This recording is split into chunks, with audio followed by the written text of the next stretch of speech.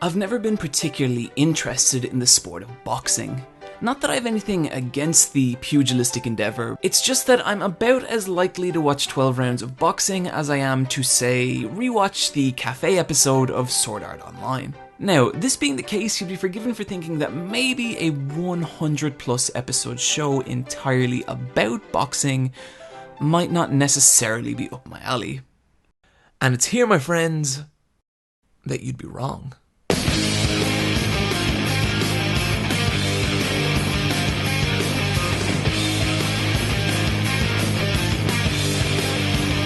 Hajime no Ippo is in a lot of ways the most exemplary and pure example of shonen anime within the entire genre.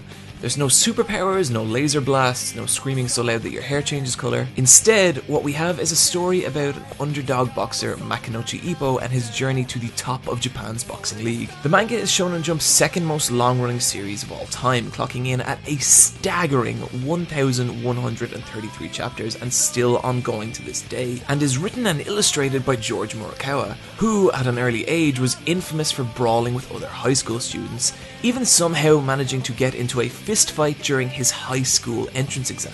He'd eventually challenge this enthusiasm into boxing, and would later in life be the co-owner of the JB Sports Boxing Gym, as well as acting as a coach and second to many young boxers. And you only really need to read a few chapters of Hajime no Ippo to see just how deep his understanding of boxing really is. Every page of the manga is infused with a deep love and respect to the sport, and it's through this that we experience Ippo's journey. But in this modern era where chrome-headed superheroes defeat supervillains in a surprisingly minimal amount of punches, where a disproportionate number of kids named JoJo go on increasingly bizarre adventures, can a series conceived in the 80s simply about boys who like punching each other really hold up? Well, my friends, it's that time again, so let's put on our gloves, step into the ring, and talk about why you should watch Hajime no Ippo. Though it may not seem like it due to the relatively recent resurgence of sports-style anime that I like to dub beautiful boys doing things well, sports anime were actually a fairly tough pitch for Western audiences right up until relatively recently. Companies were notoriously hesitant to localize sports anime in the West, and the reason was right there in the name. Sports anime invariably focus upon sports, and that was enough to put off many cat-eared, pocky-eating Western fans, most likely due to preconceptions about sports and the people who enjoy them. But the thing is, a good sports anime is just that, it's a good anime. Series like Eyeshield 21, Haikyuu, and Slam Dunk are just as enjoyable and dramatic as other A-class shonen series, but getting past the initial "but I hate sports" barrier can be a tough sell for a lot of people. Yes, Hajime no Ippo is about boxing, but really that's just a framework for a beautifully nuanced and exceptionally well executed hero's journey to take place. And on that journey, you'll witness some of the most tremendously eruptive victories and losses this side of anime, as well as meeting some of the most likable and endearing characters within the genre as a whole. The first of which is our main protagonist, Makinochi Ippo. Ippo is the walking, punching embodiment of the traditional Japanese hero. He's quiet, he's polite, and he never challenges the status quo. Even when facing his opponent, he never has any kind of negative thing to say about them, nor does he ever try and present himself in a way that could be conceived as cool or aggressive. The most threatening he ever gets is giving his opponent this ever so slightly menacing glare, and even then I think I find the blue eagle from Muppets more intimidating. At first glance, he's not exactly ideal material for a story where major themes involve beating your opponent into unconsciousness. But where Ippo's character starts to become interesting is when you see just how genuinely good and decent a person he is. Ippo is not trying to be nice, he just is. He bows to the audience after winning fights, he works doubly hard to help out his mom with her fishing business, and rather than hate or begrudge his opponents, he nearly always tries to see the good in them, and often idealizes them even after defeating them.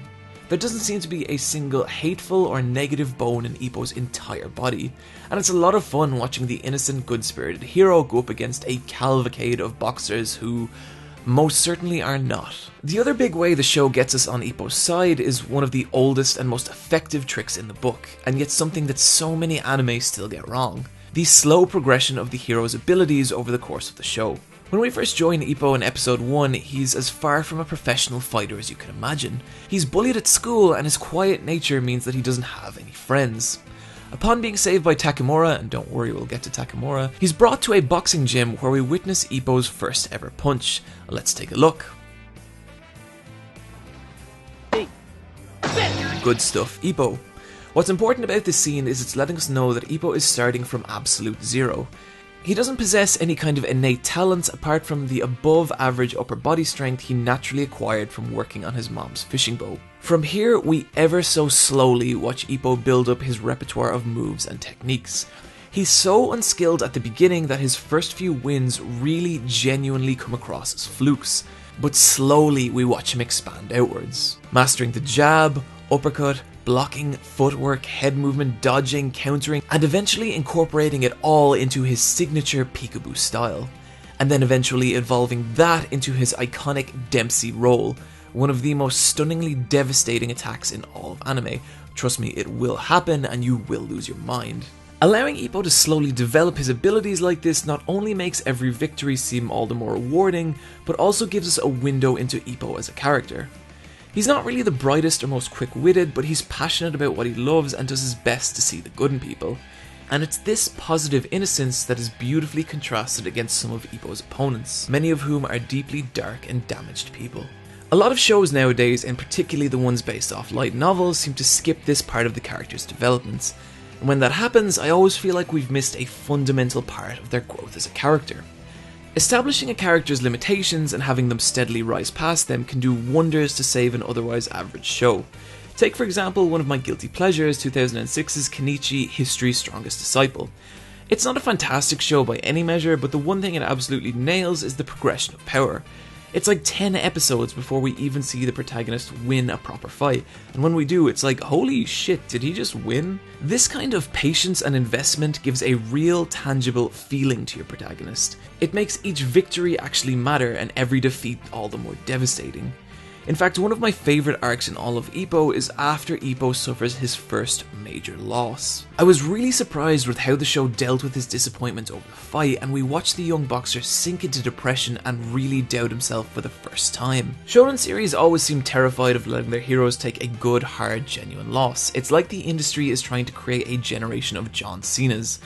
But in allowing our heroes to lose on occasion, we get to see a more vulnerable side of them, and in Ippo's case, it just makes us root for the little guy all the harder. Now don't get me wrong, he's still the hero and he still wins a lot, but the few losses he does take ground his character and inject real and tangible tension into both the story and the show's exquisitely brutal boxing matches. The boxing matches are, of course, the main attraction here. It's inside the ring that all the major moments of characters' lives happen. And you could, quite cynically mind you, boil the show down into just an ongoing series of boxing matches. Which might not sound like the most interesting or revolutionary plot structure, but what really matters is the way that Ippo executes on the idea. Each boxing match is in a sense its own narrative arc, taking anywhere from say 2 to 8 episodes to conclude. And these arcs are divided into two distinct sections, the build up to a match and the match itself. What you might be surprised about upon first viewing Hajime no Ippo is just how long we spend in the first of these two sections, the build-up, which takes place entirely outside the ring. It's here where we really get to know the characters. In fact, there's nearly a slice of life element to these sections as we watch the characters go about their daily lives, including training, jobs, and socializing. It can be a lot of fun, but it's also the time in the show where the stakes are really set. Let's take a look at one of my favourite build-ups from Season 3, Ippo versus the sinister and violent Sawarma. At first, Sawarma doesn't seem like anything out of the ordinary, but upon viewing the tapes of his previous fight, we see not only that he's an exceptionally skilled fighter, but also that he's a violent and brutal person. On top of that, Sawarma also announces that he has the perfect counter to Ippo's Dempsey roll, and at that point, the show has done all it really needs to establish a reasonable amount of tension for the fight. But where things get truly compelling is when we start to dig into Sawarma as a character. And we're painted the picture of a deeply damaged individual, one whose unfortunate upbringing has left him completely incapable of relating or empathizing with the people around him. Boxing is the only part of his life that makes sense, and even in that he regards himself an outsider. Only by defeating Ippo and proving that he's the best can Sawarma really find acceptance. The character is given further nuance by the presence of his old grade school teacher, who initially introduced Sawarma to boxing, but now fears that the sport has only nourished his natural desire to hurt people. And through this character, we really see what Swarm is. Someone who never really had a chance to become anything other than the violent monster he now is. And we both despise and pity him for it. And thus, a tense dynamic is formed within the audience. Making things even more compelling again is the contrast between Swarma and Ippo. At this point in the show, the audience is well familiar with Ippo's good nature and gentle heart, and watching him go up against the deeply broken Swarma creates an atmosphere that cuts like a razor. Which brings us to what is essentially the centerpiece of the entire show and its universe, the boxing matches themselves. I think one thing that's interesting to note here is that while a lot of Hajime no Ippo's build-up sections involve a lot of dialogue between characters, there's very little in the way of animation or visual design. But within the matches themselves, the show switches gears and begins telling its story largely through the visuals as opposed to dialogue, and to some absolutely stunning effect. The weighty, brutal and visceral fights of the manga have been translated perfectly. Each movement of the boxers is communicated with real weight and purpose. Each potential attack carries with it a tangible feeling of force, and when one lands, there's a real, lasting sense of physical consequence to it. One of the biggest ways the show does this is by slowing down time to a crawl and letting the tension build to a peak. And just when things become unbearable, the action explodes in a visceral burst of force. Not only does this infinitely help out with the pacing and timing of each fight, but Madhouse has used these sections of slowed time to focus on all these subtle little angles of the boxer's body in motion. It really emphasizes just how much force is behind each attack, and it's an attention to detail like this that lets the punches of Hajime no Ippo pack a harder punch than the superpowered laser blasts of shows like Dragon Ball Z. The show also uses these moments of slowed time to convey to us exactly what a boxer is thinking at that moment, and watching them try to figure out each other's next move and act accordingly adds a crucial layer of strategy and mind games to the matches, as even very minute shifts in weight and timing can lead to a dramatic and often explosive change in the direction of the match. The show also makes good use of these little visual motifs that really drive home the physical storytelling. For instance, I love the use of these dense bursts of white mist that are used to convey momentum, velocity and impact. Much to my delight, the matches will often dive into ludicrous visual metaphor territory, such as suggesting Swarma's fist is actually a pistol, or that fighting Vorg is like fighting a pair of wolves. Obviously, this is more than a little ridiculous, but it makes for a fun watch and does help convey the situational storytelling of each fight, as well as doing a lot to explain the unique narrative to each and every match. Backing up the unique visuals is some absolutely stellar sound design. Sound design is something I don't see called out a whole lot in anime review circles, but it's something that when handled right can add an incredible amount to a scene. All the most dramatic moments of Ippo are elevated with some really creative and impactful audio. Punches explode with the sound of jet engines, and boxers shift their weight to the sound of screeching tires, and it's all scored with some of the most beautifully dramatic music in the industry. Like seriously, listen to this shit. まだまずそうだなかいくぐったいけるいかん完全にタイミングをものにされとるカウンター一戦チャンピオンの体を先行は貫く Furthermore, the show also knows exactly how to use near silence to build tension to an unbearable level, only then to let the action resume with an intense cacophony of dramatic noise. This is bold and confident sound design, and something I'd really like to see more of in other shows. The major other thing that you need to know about the fights of Hajime no Ippo, and I cannot stress this enough, it is how each fight is essentially its own narrative. We have two characters, both of whom are going to be in very different places in their lives by the time the last bell rings, and it's the journey there that the real heart of the series lies. The narrative variety between each individual boxing match is exceptional. No two fights ever feel the same, and each new opponent is a puzzle for Ippo to solve. Some fights, particularly those featuring Aoki, can be hilarious displays of physical comedy, while others, like Ippo's title fight against Sendo, can be near existential battles against the seemingly impossible. Each fight has a constantly shifting momentum, and every time a new hit lands in that moment, it shifts and recontextualizes that fighter's chance of winning. What can seem like a sure victory one moment can quickly turn into a disastrous battle to stay conscious, such as Ippo's fight from Season 1, where a far less talented boxer fights dirty in order to drain Ippo's stamina, causing what should be an easy fight to become a desperate struggle against the odds. Once a fight concludes, we go straight into the build-up for the next fight, and this is essentially how the show works.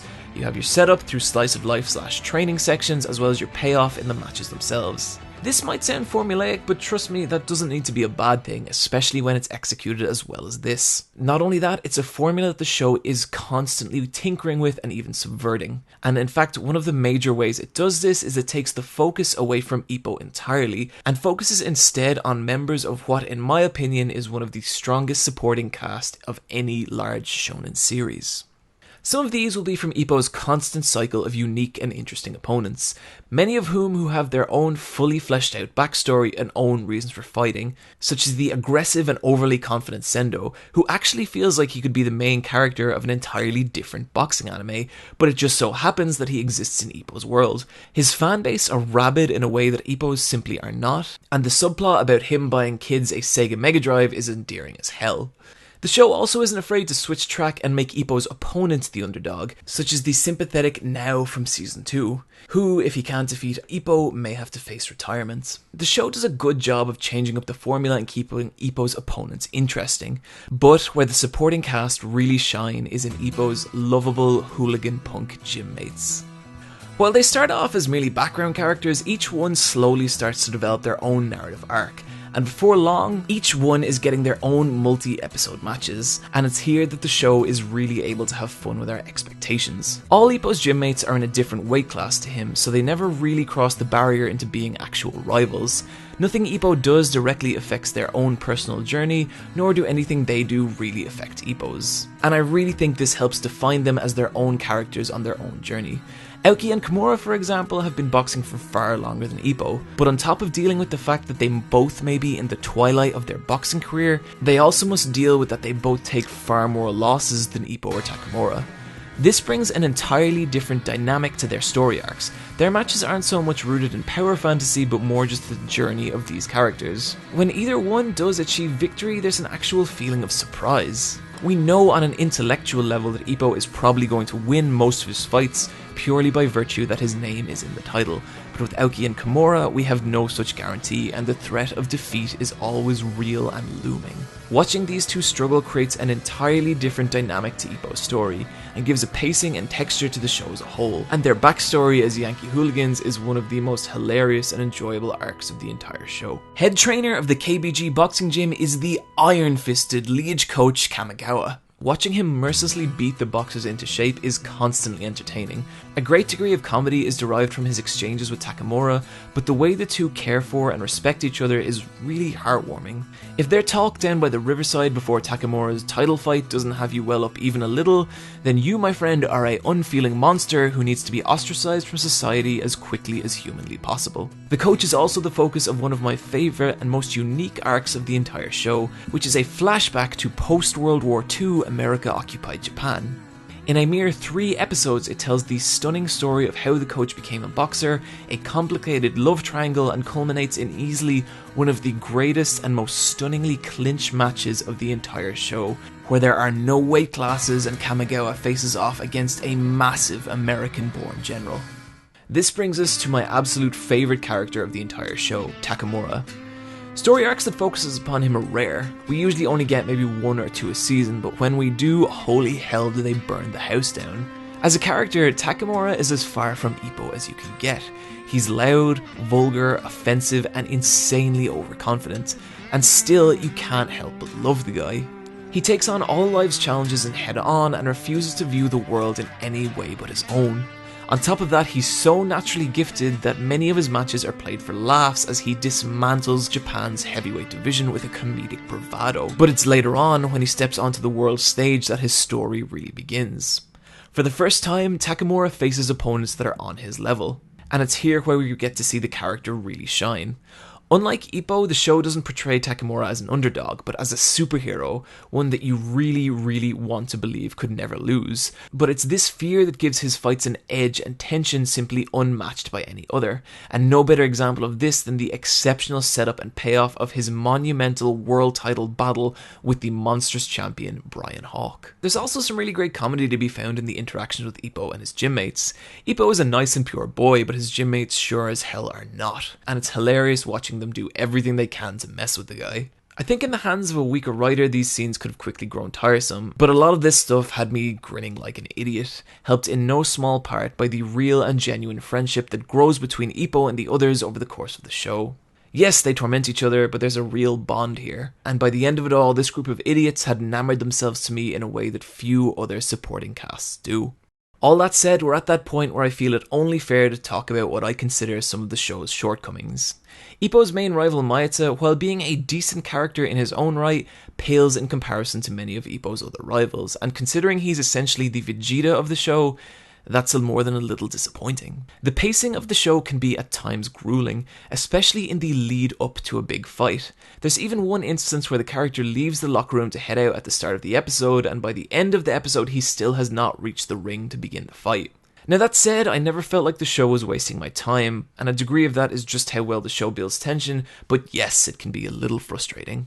My regular criticism of shonen anime applies here too. There's very few female characters, and what are there are usually either mother figures or love interests. But I suppose, considering that this is a series set in a men's boxing league in the 80s Japan, perhaps that point is a little mute. But still, given how prominent women's martial arts has become in recent times, it would be an interesting avenue to explore.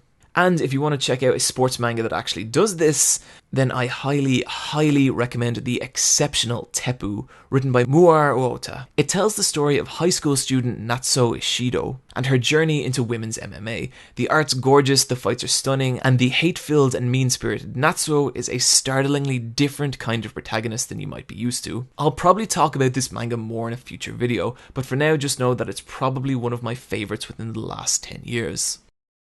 So all that said, there's still one other aspect of the show we need to cover. For anyone who's been keeping track of my Why You Should Watches, you'll know I put a lot of stock into shows that push the medium forward. Shows that say something new and different and can potentially recontextualize how we both view shows of that type, as well as narrative storytelling in general. And so the question becomes, how does Ippo do this? How does Ippo evolve the shonen genre? And the answer is quite simple. It doesn't. Even at the time of its conception, boxing series like Ashitaka no Joe had already taken Japan by storm, and even as an ardent fan of Ippo, I'd have no trouble saying that there are very few truly original things about it. But in judging it by this standard, you can easily miss the best thing about it.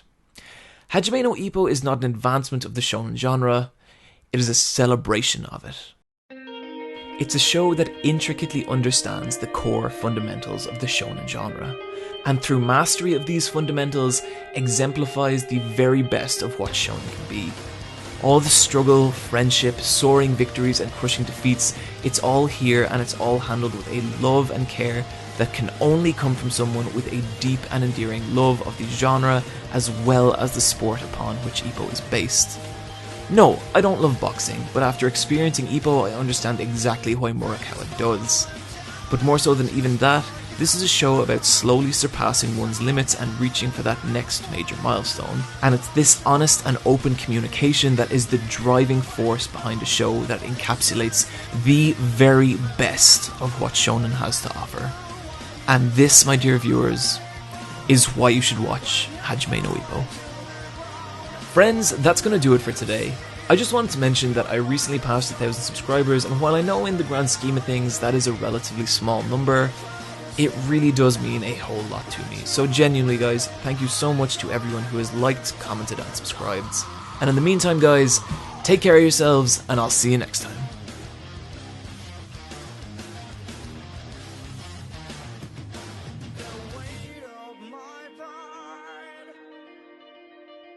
Do I